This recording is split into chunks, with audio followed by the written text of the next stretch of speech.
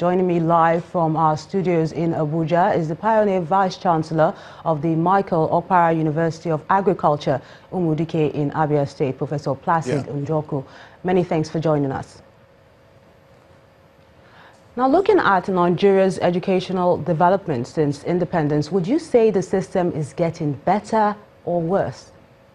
Thank you, Melinda. Thank you, Nigerians. I think this circumstance we face is quite a difficult one. By 1960, when Nigeria became independent, we had just about five universities. And the population of those universities was less than 5,000 students. Today, we have 152 universities, and the population is about 1.9 million. I think while we have tried to increase the numbers, we have not matched those numbers with quality. Quality facilities, quality teaching, quality curriculum. I think that Nigeria must go back and do some very basic things.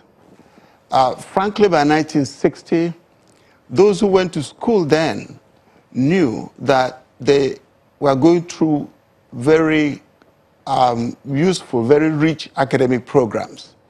Today, our students in our institutions very often don't even see the lecturer who is teaching them. Very often, they stay in hostels that are in very bad states, and so on. I know there's a very urgent need to increase the number of students that must go to higher institutions. But we need to do that very effectively. We need to work on the issue of quality of facilities, issue of quality of resources. And I think to do this, I want to recognize a couple of things. One,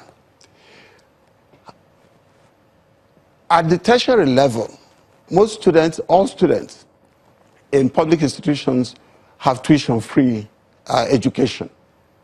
But what happens in effect is that while they are there on tuition-free education, government does not fund the institutions for the aspect of the fees which these students would have paid. I think it's important for government to start making specific provisions to ensure that these students, that their fees are paid. That's one. Secondly, I think that the curriculum in our institutions must be reviewed, more actively reviewed, to be made relevant to the current needs of society. But if I may also will recognize that the universities turn out about 500,000.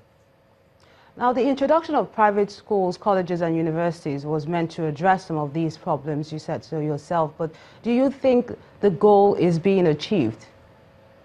The private universities have come in, and quite a number of them, very few of them in fact, have met specific standards. One is very pleased with the current report we had in the last week that Covenant University is among 3 Nigerian universities, along with the University of Ibadan and the University of Nigeria, that have that are in the list of the top 1,250 universities in the world. So there are good private universities in Nigeria that are doing quite well. But the problem with private universities for now is that many of them do not have the resources they require to actually run the kind of programs that they ought to run. The quality of teachers that they require to teach very effectively. The quality of research facilities they require to be able to train those students and also to develop new knowledge. So while they are taking in some students, they are actually not breaking the back of the challenge of higher education in Nigeria. Professor Njoku, it was a pleasure having you on the News at 10.